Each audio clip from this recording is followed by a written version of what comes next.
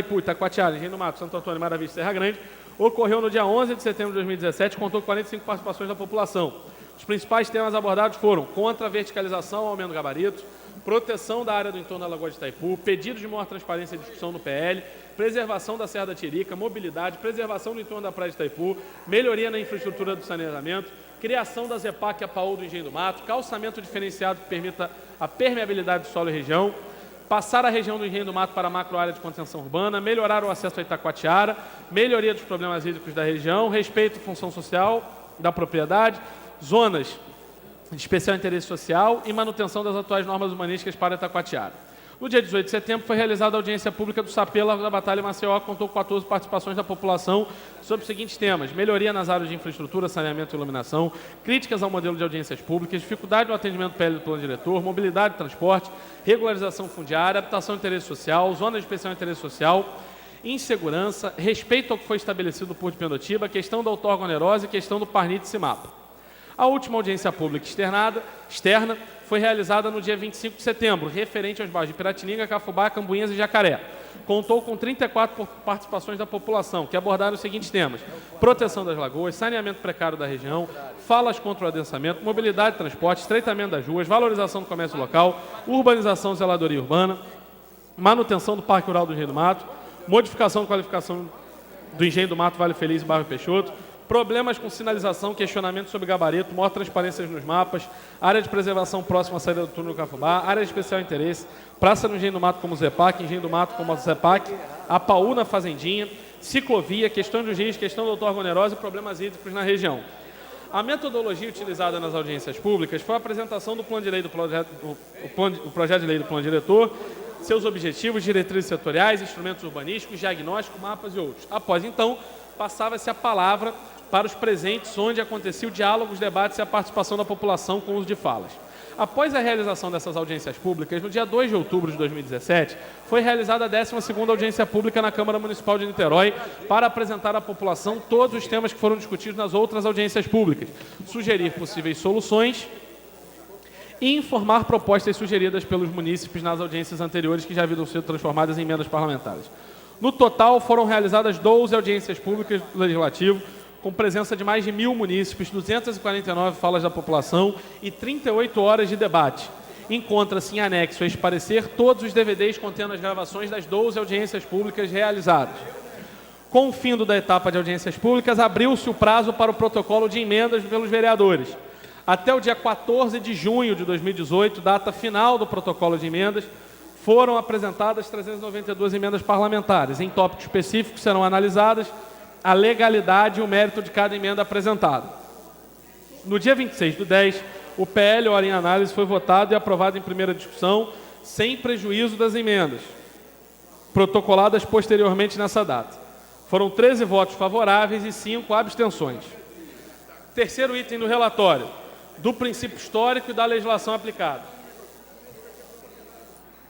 A evolução do Instituto da Propriedade e, portanto, a sua conceituação jurídica passou por profundas modificações no decorrer dos anos, pois os direitos nascem, modificam-se e transformam-se em estrita consonância com o contexto social, político e jurídico em que estão situados, em determinado momento histórico.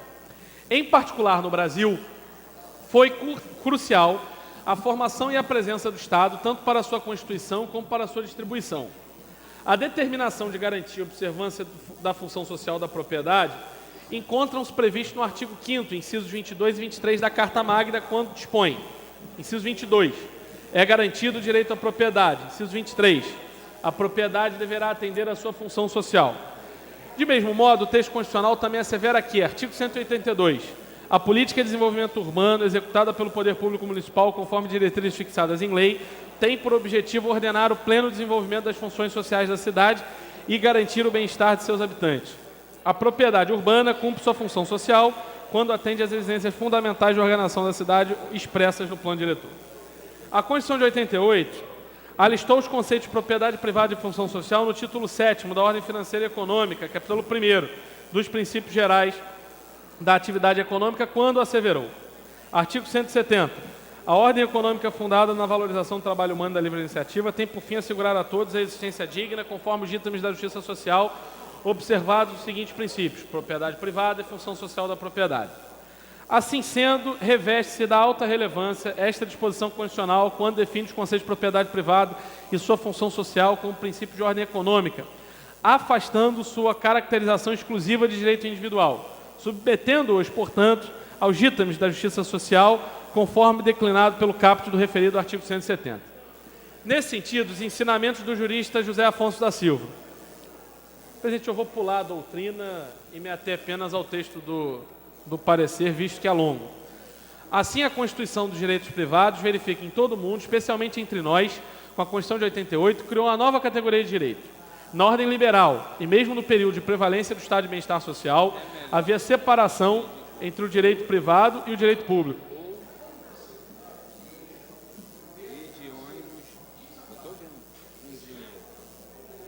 Não, tudo bem.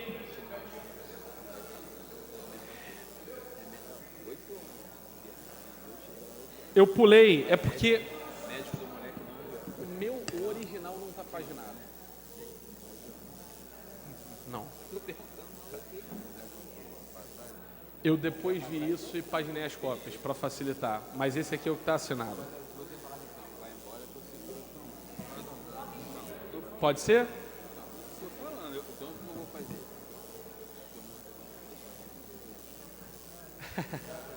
Um sorriso. Um sorriso.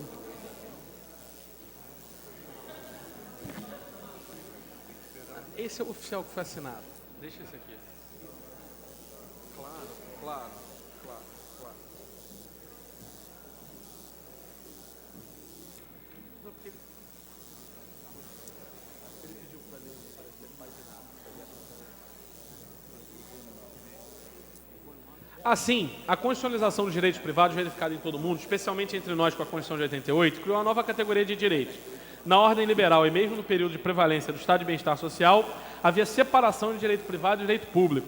Agora, adquire status constitucional o direito privado, além do direito público e os direitos sociais. Com isso, temos a redefinição da função social da propriedade, pois implícitos aos direitos sociais está o direito à defesa do meio ambiente e à construção de uma sociedade sustentável. Não se trata a propriedade apenas de um direito privado, mas também do Estado e da sociedade. A Constituição lega aos municípios, através do plano diretor, a obrigação de definir a função social da propriedade e ainda a delimitação e fiscalização das áreas subutilizadas, sujeitando-as ao parcelamento ou edificação compulsórios ou ainda a desapropriação com o pagamento de títulos e cobrança de IPTU progressivo no tempo. No Código Florestal, que delimita os direitos da propriedade sobre florestas e vegetações em território nacional, reconhecidas por ele como bem de interesse comum, a existência de um plano diretor aparece como condição fundamental para a possível autorização da supressão de vegetação em área de preservação permanente, artigo 4º, parágrafo 2º, que também devem ser definidas no plano diretor, artigo 2º, parágrafo único, assim como as áreas de reserva legal que não se enquadram nas características de APP. No Código Florestal, que limita os direitos de propriedade sobre as florestas e vegetações do território sobre as florestas e vegetações do território nacional, reconhecidas por ele como um bem de interesse comum, a existência de um plano diretor aparece como condição fundamental para a possível autorização da supressão de vegetação em área de preservação permanente, artigo 4º, parágrafo 2º, que também devem ser definidas no plano diretor, artigo 2º, parágrafo único, assim como as áreas de reserva legal que não se enquadram na característica de APP. O Estatuto da Cidade, o plano diretor deve ser revisto a cada 10 anos, assim como a lei municipal referente a ele, e deve ainda englobar o território do município como um todo, constituindo ferramenta básica da política de desenvolvimento urbano, através da qual definir as exigências a serem cumpridas para que se tenha assegurado a função social da propriedade no local onde está inserido. Importante destacar o artigo 40, parágrafo 3º da Lei Federal nº 10.257, Estatuto das Cidades. A lei que instituir o plano diretor deverá ser vista pelo menos a cada 10 anos. A norma seca transcrita não traz dúvida em relação à obrigatoriedade de revisão do plano diretor a cada 10 anos, pelo menos. Com efeito, o comando normativo é cogente e não mera sugestão, devendo ser observado pelo poder público, não por se tratar de mera faculdade. Tanto é assim que o artigo 52, inciso 7º do Estado de Diploma, tipifica como improbidade administrativa a eventual omissão do prefeito em tomar as providências necessárias para garantir a observância do disposto do artigo 40, parágrafo 3º, deixando clara a conclusão anteriormente esposada. No caso de Niterói, o plano diretor vigente data de 1992, Lei 1157 de 1992, e recebeu sua última atualização, mas não completa revisão, em 2004. Cabe aqui um comentário sobre a inércia de sucessivas gestões municipais no tocante ao planejamento da cidade. É absolutamente inaceitável que uma cidade como Niterói tenha demorado tanto tempo para iniciar o fundamental debate sobre a revisão dessa norma imprescindível às cidades, que é o plano diretor. Ressalta-se, inclusive, que a ação civil pública proposta pelo Ministério Público do Estado do Rio de Janeiro, objetivando judicialmente a revisão do plano por parte do Executivo Municipal niteroense. Item 4 do relatório, do conteúdo mínimo do plano diretor. O Estatuto da Cidade prevê alguns itens que devem estar presentes no plano diretor. Tal previsão encontra-se expressa no artigo 42 da Lei Federal número 10.257. A seguir, passa-se a análise de cada um deles no intuito de verificar se são atendidas as exigências legais. A. Parcelamento, edificação e utilização compulsórios. Da análise do projeto, depreende-se que o tema foi abordado na seção 2 do capítulo 3, que prevê os instrumentos indutores da função social da propriedade, atendendo assim a disposição do artigo 42, inciso 1º do Estatuto da Cidade. B. Do direito de preempção. O direito de preempção está previsto no projeto ora examinado em sua seção 7, capítulo 2, artigo 72. Traz as hipóteses em que será possível seu exercício, execução de programas e projetos habitacionais de interesse social, regularização fundiária, constituição de reserva fundiária, ordenamento, direcionamento da ocupação urbana, implantação de equipamentos urbanos e comunitários, criação de espaços públicos de lazer e áreas verdes, criação de unidades de conservação, proteção de outras áreas de interesse ambiental e proteção das áreas de interesse histórico, cultural e paisagístico. Neste interim, atendida a exigência contida no artigo 42, inciso 2º do Estatuto da Cidade, em relação à necessidade de previsão da matéria contida no artigo 25 do mesmo diploma. C. Outorga onerosa ao direito de construir. O assunto, ora abordado, foi previsto na seção 2 do capítulo 4 do projeto de lei do plano diretor, preenchendo a exigência feita pelo artigo 42, inciso 2º, combinado com o artigo 28 e 29 do Estatuto da Cidade. Importante destacar, o artigo 82 do projeto dispõe que a Prefeitura poderá outorgar onerosamente o direito de construir correspondente ao potencial adicional de construção mediante contrapartida financeira a ser prestada pelos beneficiários. Ainda a seção 2 do capítulo 4 do PL 08, fica previsto que lei específica poderá estabelecer fator de redução de contrapartida financeira à outorga onerosa para empreendimentos que adotem tecnologias e procedimentos construtivos sustentáveis e que outros fatores de planejamento poderão ser revistos a cada 4 anos por meio de lei específica. Para além da obrigatoriedade formal exigida pelo diploma federal, cabe frisar que a outorga onerosa ao direito de construir é instituto fundamental para o desenvolvimento sustentável da cidade. Através dele é possível crescer e, ao mesmo tempo, provisionar os recursos necessários para investimentos em infraestrutura, na preservação de áreas verdes e, sobretudo, na habitação de interesse social, área de grande carência em nossa cidade. Registra-se ainda que, em um momento de debilidade fiscal do Estado brasileiro como um todo, agrupando-se aí todos os entes federativos, cabe ao legislador buscar formas de se aumentar a arrecadação sem que para isso seja necessária a elevação da carga tributária já tão sacrificante ao contribuinte. D. Das operações urbanas consorciadas. O tema está previsto na seção 1 do capítulo 5, cumprindo, portanto, as disposições do artigo 42, inciso 2º, concomitante com o artigo 32 do Estatuto da Cidade. Pulo a leitura do artigo 96 do Estatuto da Cidade. Página 14, vereador Paulo Eduardo. A lei específica que aprovar a operação urbana consorciada poderá prever a emissão pelo município da quantidade determinada de certificados de potencial adicional de construção, que serão alienados em leilão ou utilizados diretamente no pagamento das obras necessárias à própria operação, das desapropriações necessárias à implantação do programa de intervenção, bem como oferecidos em garantia para obtenção do financiamento para a implantação da operação. Cumpre frisar que a previsão do plano diretor no Instituto da Operação Urbana Consorciada não significa sua implementação automática na cidade. Para a concretização de uma operação urbana, é imprescindível lei específica que autorize. Tal norma específica deverá passar por todo um processo de debate junto à população, observando os preceitos da participação popular. E da transferência do direito de construir. A transferência do direito de construir é tratada nos artigos 87 seguintes do projeto, satisfazendo a exigência do artigo 42, inciso 2º, concomitante com o artigo 35 do Estatuto da Cidade, disciplinado em lei municipal, observadas as disposições, condições e parâmetros estabelecidos no PL do plano diretor. F. Sistema de acompanhamento e controle. O projeto observou o que dispõe o artigo 42, inciso 3º do Estatuto da Cidade, mediante a previsão do sistema de acompanhamento, controle e avaliação em seu artigo 274. O Executivo instituirá o Sistema Municipal de Planejamento Urbano e Gestão para acompanhamento e controle do plano diretor, que terá como objetivo planejar o município de Niterói de forma integrada, realizar estudos de impacto dos projetos, planos e programas urbanos setoriais do município de Niterói, articular o plano diretor com o plano plurianual, a lei de diretrizes orçamentárias e a lei orçamentária anual. O Sistema Municipal de Planejamento Urbano e Gestão é composto pelas seguintes instâncias: A. Comitê Gestor do Plano Diretor, representando o município. B. Núcleo de Informações Estratégicas. C. Conselho Municipal de Política Urbana. D. População por meio de participação direta ou por associações representativas. Importante destacar que, além do sistema de acompanhamento previsto na redação original do Plano Diretor, foi protocolada uma emenda de autoria da Comissão de Meio Ambiente, Recursos Hídricos e Sustentabilidade e da Comissão de Urbanismo, Obras, Serviços Públicos, Trânsito e Transporte, a emenda 211, prevendo a realização anual de uma audiência pública promovida pelo Executivo e convidando todos os titulares dos órgãos, unidades de gestão, secretarias, fundações, autarquias, empresas públicas e ou Compur para cotejamento entre as ações realizadas até então e os ditames do presente plano diretor com o objetivo de prestar contas à população. G.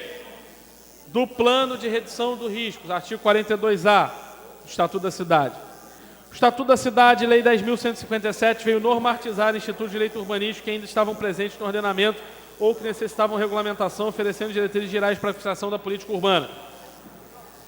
A Lei 2.608, de 2012, através da criação do artigo 42A, inseriu novos dispositivos prevendo a elaboração do plano de redução de risco, a saber, pulo a leitura da transcrição do artigo 42A da Lei Federal 10.257 do Plano Diretor. Página 17, vereador Paulo Eduardo. Numa análise sobre o plano de direito urbanístico, o artigo 42A não é autoaplicável. Há, sim, a previsão de serem criadas diretrizes para a implementação de políticas de planejamento em específico, induzindo a elaboração através do plano de redução de risco, da mesma forma que estão previstos os planos urbanísticos e a lei de uso e ocupação do solo, dentre outras. Ou seja, não há necessidade objetiva. Além disso, o Cadastro Nacional de Municípios em Áreas de Risco não está regulamentado. Portanto, a condicionante do artigo 42A para que os municípios cumpram as exigências citadas não é atendida. O instrumento trata-se de obrigação do Poder Executivo de criar mapeamentos técnicos específicos, planos próprios e medidas preventivas e mitigadoras de situações do risco de desastre e adotar as medidas necessárias à redução.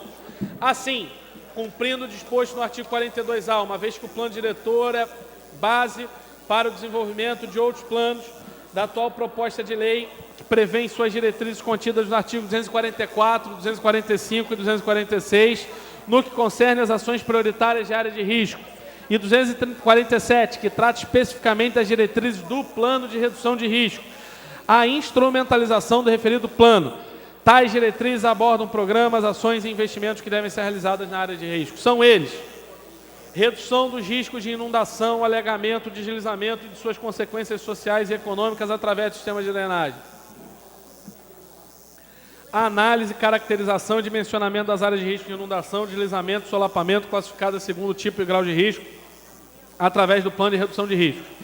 Definição de estratégias para a realização e realocações preventivas dos moradores de áreas de risco, quando esta for a alternativa única ou mais eficaz para a garantia das condições de segurança dos moradores, de acordo com os critérios técnicos, objetivos e reconhecidos e procedimentos justos e democráticos. Implantação do plano diretor de manejo de águas pluviais e drenagem urbana e da gestão integrada de resíduos sólidos e líquidos. Promoção de segurança e proteção permanente da população e do patrimônio frente à decorrência de diferentes tipos de desastres. Definir diretrizes técnicas para novos parcelamentos do solo, visando padrões de ocupação adequados diante das suscetibilidades dos perigos de desastre. Implantar protocolos de prevenção e alerta às ações emergenciais em circunstâncias de desastre. Implantar o Plano Municipal de Regularização Fundiária Sustentável e Urbanização de Assentamentos Precários, dentre outros. Além disso, em seu artigo 246, o PL 08 de 2017 traz ações prioritárias para as áreas de risco, quais sejam: elaborar o Plano Municipal de Redução de Riscos, georreferenciar e atualizar periodicamente o levantamento de risco com avaliação e classificação de áreas, manter atualizado o cadastro de intervenções previstas, executadas ou em andamento, remoções realizadas e ocorrências registradas em seus respectivos danos, Definir diretrizes técnicas para os novos parcelamentos do solo, visando padrões de ocupação adequados diante da suscetibilidade de perigos e desastres. Organizar equipes aptas para a realização de vistorias periódicas e sistemáticas das áreas de risco para observação da evolução de situações de perigo e orientação dos moradores. Realizar o monitoramento participativo das áreas suscetíveis a desastres e riscos envolvendo moradores e lideranças comunitárias. Promover atividades de capacitação para o plano de manejo adequado dos resíduos sólidos gerados em áreas de risco. Criar canais de comunicação efetiva, além de utilizar eficientemente os já existentes. Aperfeiçoar a formação de serviços públicos municipais por meio de cursos de captação para a elaboração de diagnóstico. Prevenção e gerenciamento de risco e possibilitar ainda a sua participação nas atividades de ensino promovidas pelo governo estadual e federal. Monitorar as condições meteorológicas de modo permanente e emitir notificações sobre os tipos, intensidades e durações das chuvas a fim de subsidiar os órgãos municipais competentes na deflagração das ações preventivas emergenciais. Integrar as políticas e diretrizes de defesa civil em todas as suas fases de atuação preventiva, de socorro, assistencial e recuperativa, conforme previsto nas novas pertinentes, inclusive quanto à operacionalidade dos planos preventivos de defesa civil no âmbito municipal. Promover o intercâmbio das informações municipais, estaduais e federais relativas a risco. Implantar sistema de fiscalização de área de risco. Implantar protocolos de prevenção e alerta e ações emergenciais em circunstâncias de desastre. Realizar parcerias para a coleta e análise de informações técnicas e para a aplicação de novos métodos e tecnologia que contribuam para a melhoria do sistema de prevenção de risco. Estabelecemos, então, no presente relatório a obrigatoriedade de prazo máximo de 2 anos para a conclusão do disposto no artigo 42A do Estatuto da Cidade, através da elaboração de plano de redução de risco, uma vez que as diretrizes básicas estão devidamente traçadas no presente PL do plano diretor. Cabe um parêntese, presidente, permito-me aqui interromper a leitura do relatório por 30 segundos, que essa foi uma alteração numa emenda de comissão que previa a elaboração desse plano em 4 anos e nós, em acordo com o líder de governo, vereador Cal, em consenso com os demais vereadores, após sugestão da população na reunião das comissões de ontem, vamos reduzir por emenda verbal o prazo para 1 ano. Tais itens são fundamentais no projeto em tela, pois nosso município passou por 2 grandes desastres ocasionados por deslizamento de terras nos últimos 10 anos. O deslizamento no Morro do Bumba, em 2010, e o deslizamento no Morro da Boa Esperança, em 2018. A legislação municipal deve, portanto, criar elementos e obrigatoriedades ao Poder Executivo no sentido de prevenir que novas tragédias como essas voltem a ocorrer. Quinto, voto dos relatores. Presidente, eu peço que o vereador Leandro Portugal, membro da comissão, reveze comigo no próximo item. E item 5º, voto dos relatores. E em seguida retomo aqui a leitura também do parecer.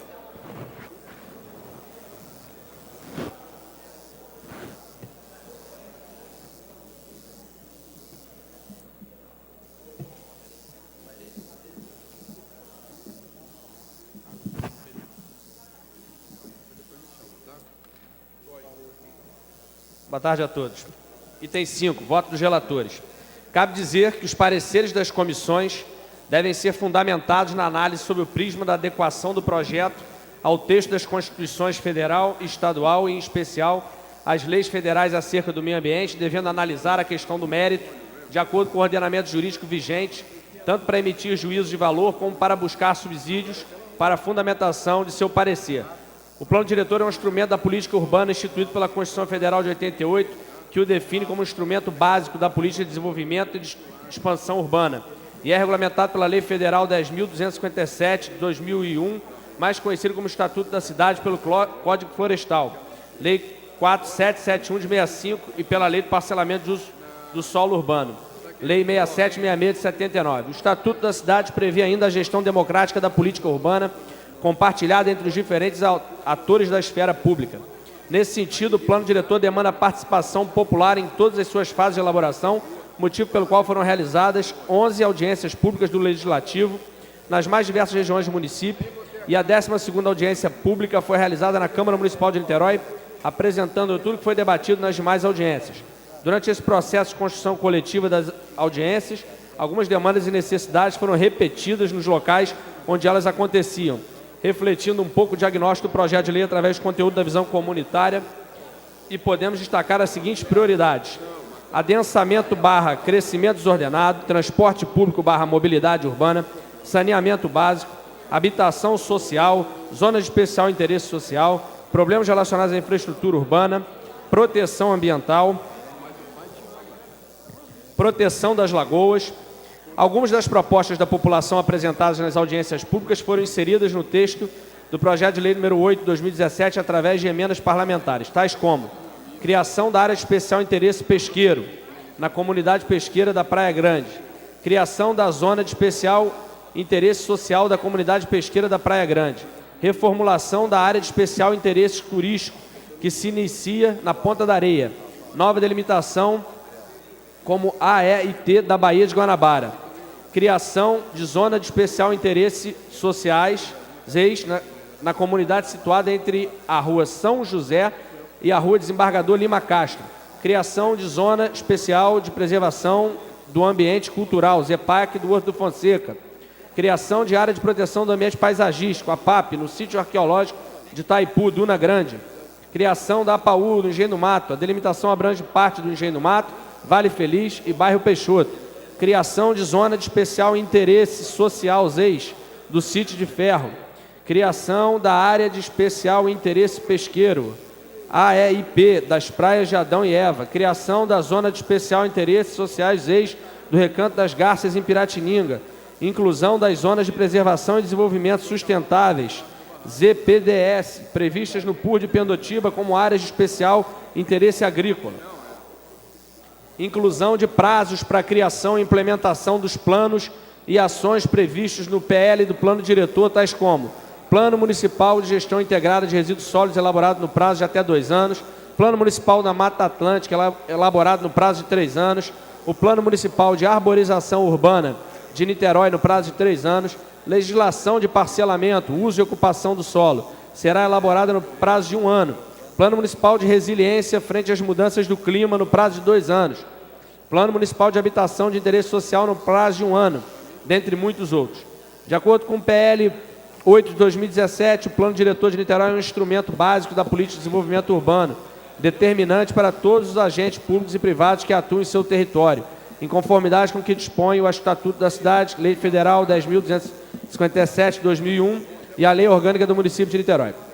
Plano Diretor, enquanto instrumento vital para a garantia do pleno desenvolvimento das funções sociais da cidade e da propriedade urbana, deve seguir uma esquematização que facilite a sua compreensão e a sua efetiva implementação.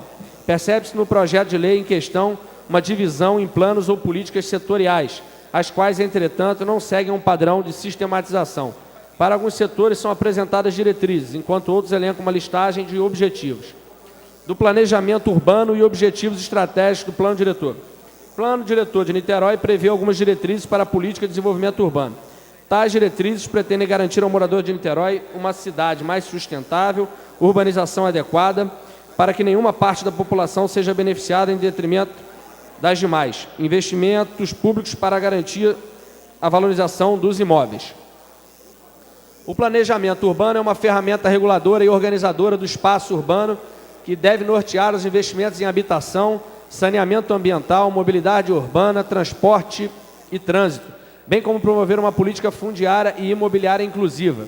Além do planejamento urbano, o Plano Diretor de Niterói contém alguns objetivos estratégicos para o município, tais como compatibilizar o uso e ocupação do solo com a proteção do meio ambiente, fomentar novas alternativas de transporte e mobilidade entre os municípios vizinhos, conter o processo de espraiamento urbano, promover o modo de transporte não motorizado, ampliar e requalificar os espaços públicos, as áreas públicas de convivência, as áreas verdes e permeáveis, adequar o direito de construir a função social da propriedade, orientar o desenvolvimento econômico da cidade, promover e incentivar o turismo como fator de desenvolvimento econômico e social, garantir a universalização do abastecimento de água, da coleta e do tratamento ambientalmente adequado dos esgotos e resíduos sólidos, reduzir as desigualdades socioterritoriais, reservar glebas e terrenos vazios e subutilizados para atender às necessidades de habitação social, fomentar atividades econômicas sustentáveis, fortalecer uma gestão urbana integrada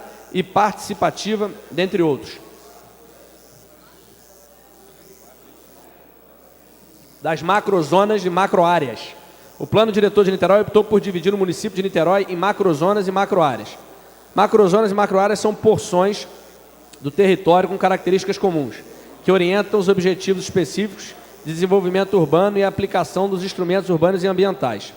Niterói foi dividido em 3 grandes macrozonas e 8 macroáreas. São elas: macrozonas, macrozona de estruturação e qualificação do ambiente urbano, macrozona de proteção e recuperação do ambiente natural, macrozona do ambiente costeiro e marinho.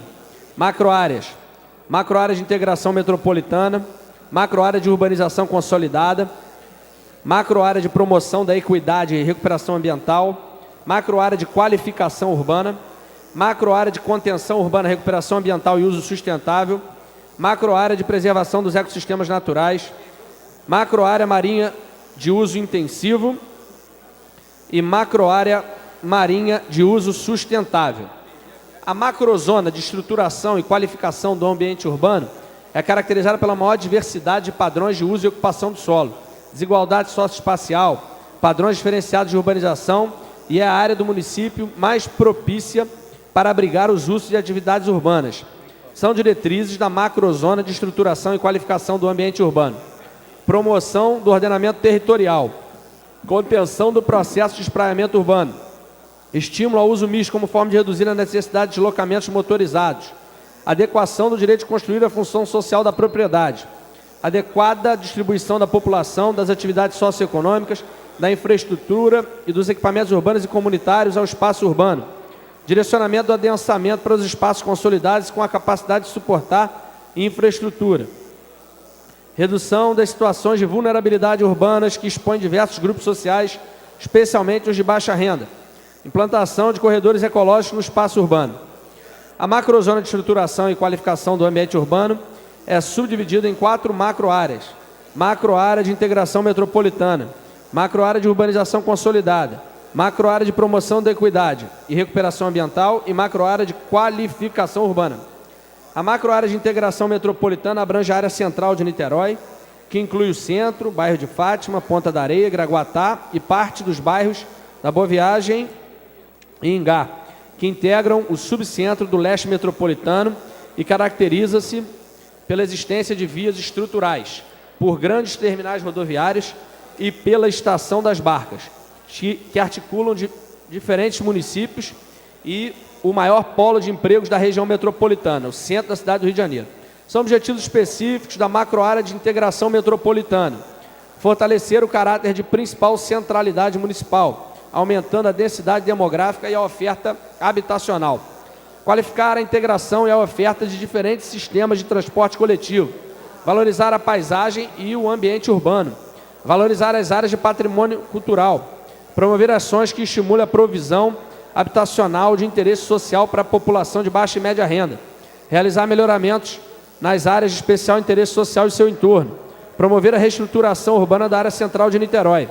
Fomentar atividades de inovação e economia criativa.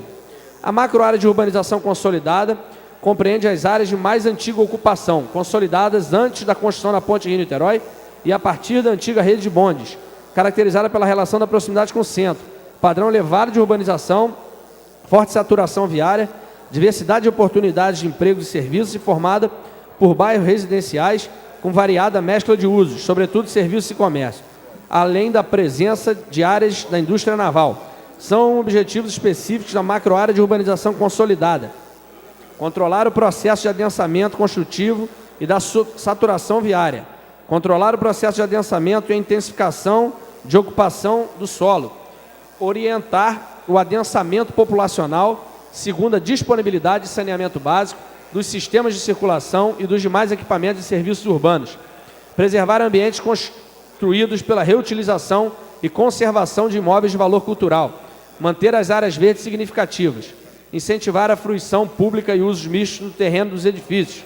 A macroárea de qualificação urbana compreende as áreas de expansão urbana, caracterizadas por baixa densidade populacional, com predominância de lotes residenciais unifamiliares, mais distantes do centro, compondo um padrão subequipado de urbanização e pequena oferta de serviços e comércio. São objetivos específicos da macroárea de qualificação urbana: controlar os processos de adensamento construtivo em níveis intermediários, de modo a evitar prejuízos para os bairros e sobrecargas no sistema viário. Promover a mobilidade urbana sustentável por meio da melhoria e complementação dos sistemas de circulação, da integração de transporte e uso solo, priorizando os modos de transporte público coletivo e os não motorizados. Melhorar as condições urbanísticas dos bairros. Incentivar a consolidação das centralidades de bairros existentes.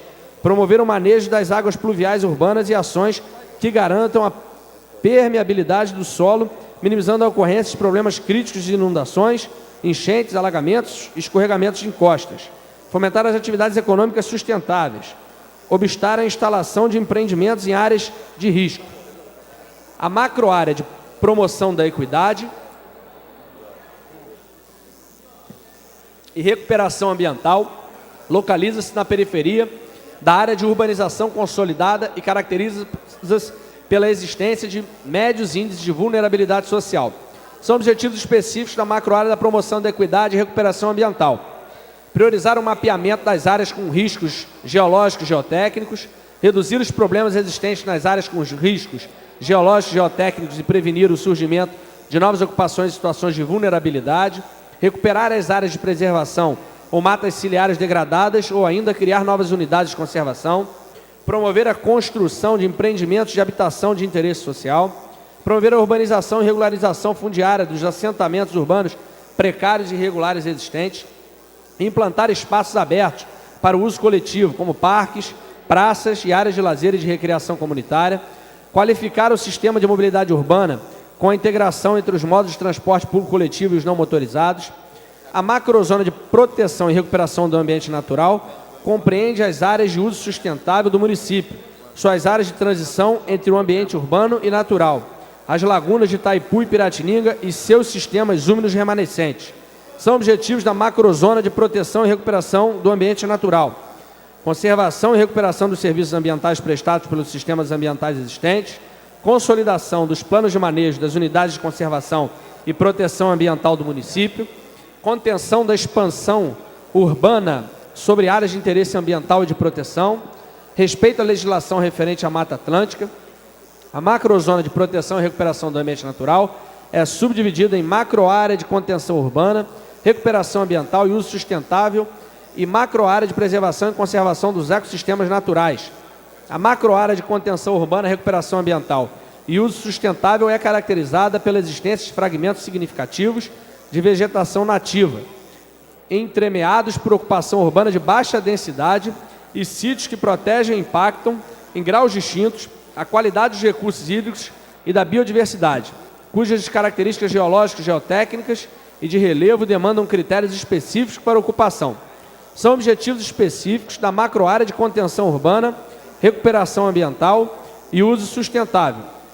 Conter a urbanização do território, criar áreas de especial interesse agroecológico, sobretudo nas zonas de amortecimento das unidades de conservação, conservar e recuperar os fragmentos florestais, corredores ecológicos e as áreas de preservação permanente, garantir o saneamento ambiental, a manutenção de permeabilidade do solo e o controle dos processos erosivos, garantir a trafegabilidade das estradas, conservando a permeabilidade do solo e minimizando os impactos sobre os recursos hídricos e a biodiversidade, incentivar a criação de reservas particulares do patrimônio natural, conter a ocupação irregular em áreas de preservação e áreas de risco, promover as atividades econômicas compatíveis com o desenvolvimento sustentável. A macroárea de preservação e conservação dos ecossistemas naturais é caracterizada pela existência de sistemas ambientais cujos elementos e processos ainda conservam suas características naturais, tais como remanescentes florestais naturais e ecossistemas associados com expressiva distribuição espacial e relativo grau de continuidade e conservação, mantenedoras da biodiversidade e conservação do solo, bem como várzeas preservadas, cabeceiras de drenagem, nascentes e cursos de água e ainda pouco impactados por atividades antrópicas e áreas com fragilidades geotécnicas geológicas e geotécnicas e de relevo suscetíveis a processos erosivos, escorregamentos ou outros movimentos de massa. São objetivos específicos da macroárea de preservação e conservação dos ecossistemas naturais. Preservar e proteger os mananciais e águas superficiais e subterrâneas, identificar espaços territoriais especialmente preservados, incentivando a criação das unidades de conservação, definir o modelo de gestão e sua adoção para as unidades de conservação e áreas de proteção sob responsabilidade do município, por meio da elaboração dos planos de manejo, promover e incentivar o ecoturismo, a educação ambiental e a pesquisa como fatores de desenvolvimento econômico e social, proteger as espécies vegetais e animais, respeitar as fragilidades geológicas, geotécnicas e de relevo de seus terrenos, recuperar, conservar e preservar áreas ambientalmente sensíveis das lagunas de Itaipu e Piratininga, em especial as áreas úmidas.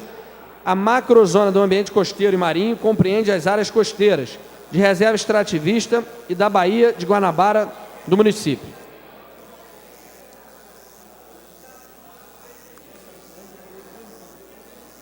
São objetivos de ordenamento territorial da macrozona do ambiente costeiro e marinho. Garantia do livre acesso ao espaço público na zona marinha. Implementar ações visando o desenvolvimento econômico nos setores da indústria naval e pesqueira e a manutenção e a valorização das atividades econômicas sustentáveis nas comunidades tradicionais.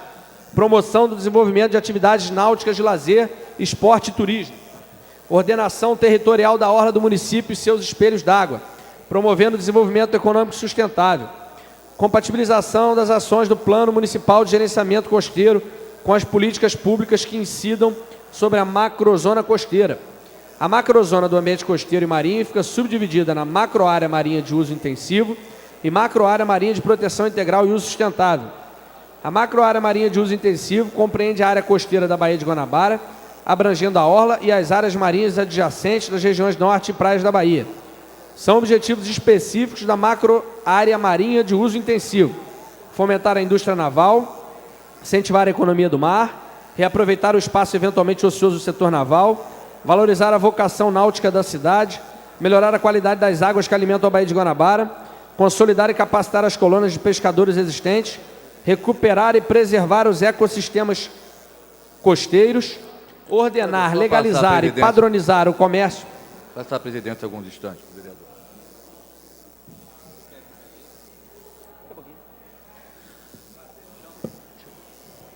Ordenar, legalizar e padronizar o comércio ambulante na orla e nas praias do município, incentivar os esportes náuticos e ordenar as atividades esportivas na areia da praia, incentivar e regularizar a atividade marisqueira, implantar ciclovias na orla do município, regularizar e requalificar quiosques na orla.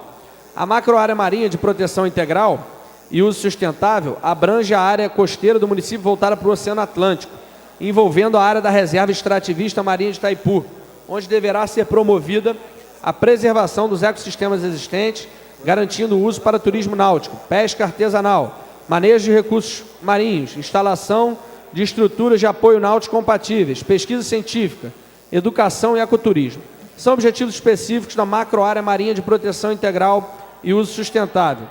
Incentivar polos gastronômicos relacionados a pescados como fatores de desenvolvimento econômico e atração do turismo.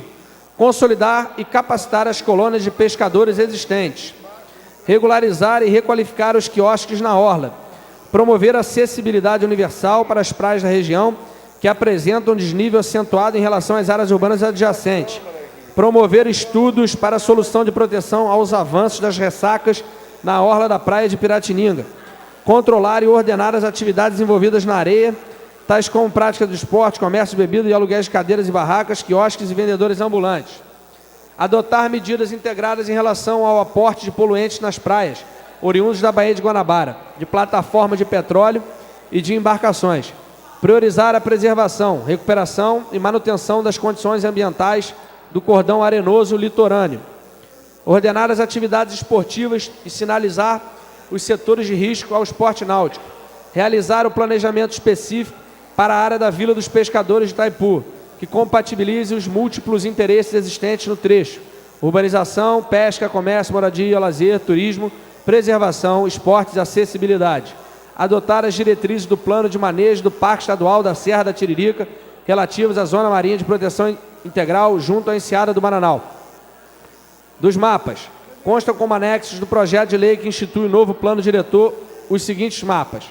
Mapa 1, bairros e regiões de planejamento. O mapa 1 apresenta os bairros de Niterói divididos entre as regiões da cidade. São elas: região oceânica, composta pelos seguintes bairros: Jardim Buí, Cafubá, Piratininga, Jacaré, Santo Antônio, Cambuinhas, Itaipu, Mara Vista, Serra Grande, Engenho do Mato e Itacoatiara. Região leste, composta pelos seguintes bairros: Várzea das Moças, Rio do Ouro e Muriqui.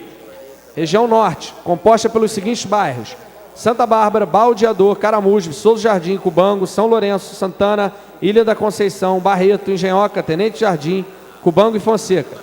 Regiões Praias da Bahia, composta pelos seguintes bairros: Ponta da Areia, Centro, Bairro de Fátima, Pé Pequeno, Santa Rosa, Viradouro, Vital Brasil, Cachoeira, São Francisco, Charita, Jurujuba, Morro do Estado, São Domingos, Ingá, Graguatá e Boa Viagem. Mapa 2, macrozoneamento. O mapa 2 apresenta as 3 macrozonas do município de Niterói: macrozona de estruturação e qualificação do ambiente urbano, macrozona de proteção e recuperação do ambiente natural e macrozona do ambiente costeiro e marinho. Importante frisar que um mesmo bairro ou região pode estar inserido em uma ou mais macrozonas, sem nenhum prejuízo de sua caracterização. Mapa 3, macroáreas. O mapa 3 apresenta a divisão da cidade nas 8 macroáreas. São elas: macroárea de integração metropolitana, macroárea de urbanização consolidada, macroárea de promoção da equidade e recuperação ambiental, macroárea de qualificação urbana, macroárea de contenção urbana e recuperação ambiental e uso sustentável, macroárea de preservação dos ecossistemas naturais, macroárea marinha de uso intensivo, macroárea marinha de uso sustentável. Como dito anteriormente, a classificação de um mesmo bairro ou região em uma ou mais macroáreas não interfere na divisão do município. Mapa 4, eixos de estruturação de transformação urbana e redes de centralidades locais. Os eixos de estruturação da mobilidade são as infraestruturas da rede de transporte público coletivo de Niterói, que conectam as diversas centralidades municipais e que possibilitam a implementação dos eixos de estrutura de qualificação urbana.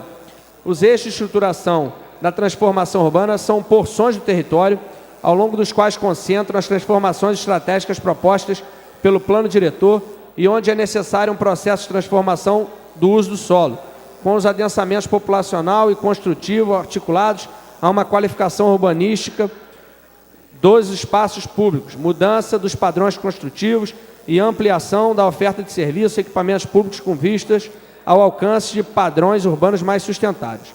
A rede de centralidades locais compreende diferentes porções do território, de diferentes hierarquias, que dão apoio aos seus habitantes, que são indispensáveis para articular as políticas públicas setoriais no espaço da cidade para garantir os direitos de cidadania e reduzir a desigualdade socioterritorial.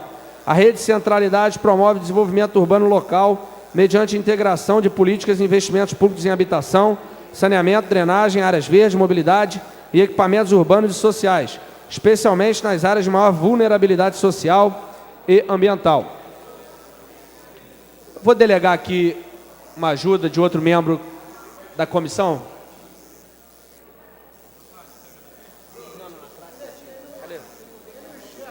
Betinho. Betinho. Pode dar uma ajuda.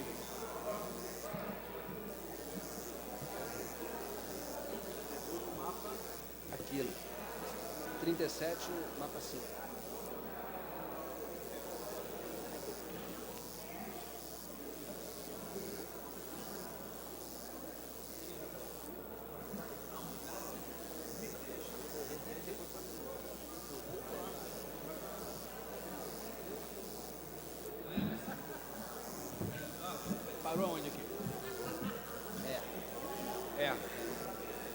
Mapa 5, Rede Territorial Ambiental.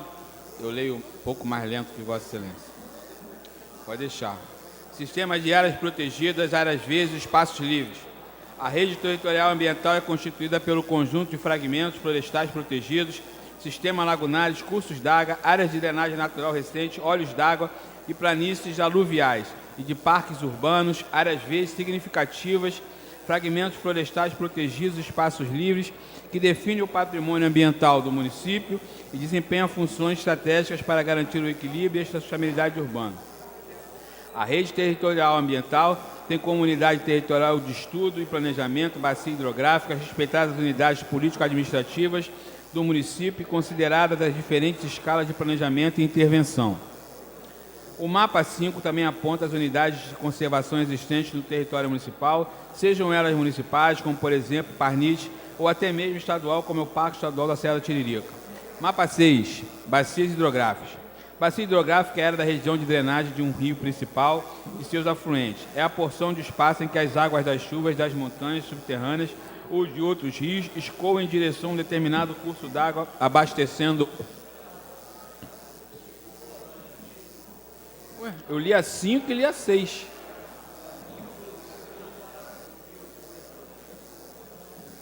Mapa 7, bacias aéreas. O mapa 7 divide Niterói em duas bacias aéreas, sendo elas Bacia Aérea da Guanabara e Bacia Aérea Oceânica. Constitua-se bacia aérea como um espaço tridimensional que conduz e distribui os ventos sobre as bacias hidrográficas. Mapa 8, Zona Especial de Interesse Social. O mapa 8 apresenta zonas de especial interesse social demarcadas em Niterói. As zonas especiais de interesse social são porções do território destinadas predominantemente à moradia digna para a população de baixa renda, por intermédio de melhorias urbanísticas, recuperação ambiental e regularização fundiária de assentadas precárias e irregulares, bem como a provisão de novas habitações de interesses sociais. HIF. A serem adotadas de equipamentos sociais, infraestruturas, áreas verdes e comércio e serviços locais situados na zona urbana. Mapa 9, Zona Especial de Preservação Ambiental e Cultural, ZEPAC. As Zonas Especiais de Preservação Paisagística e Cultural, ZEPAC, são porções do território destinadas à preservação, valorização, salvaguarda dos bens de valor histórico, artístico, arquitetônico, arqueológico, paisagístico, doravante definidos como patrimônio cultural, podendo se configurar como elementos construídos, edificações às suas respectivas áreas ou lotes, conjuntos arquitetônicos, sítios urbanos ou rurais, sítio arqueológico, áreas indígenas, espaços públicos, templos religiosos, elementos paisagísticos, conjuntos urbanos, espaços, estruturas que dão suporte ao patrimônio imaterial e ou a uso de valor social atribuído.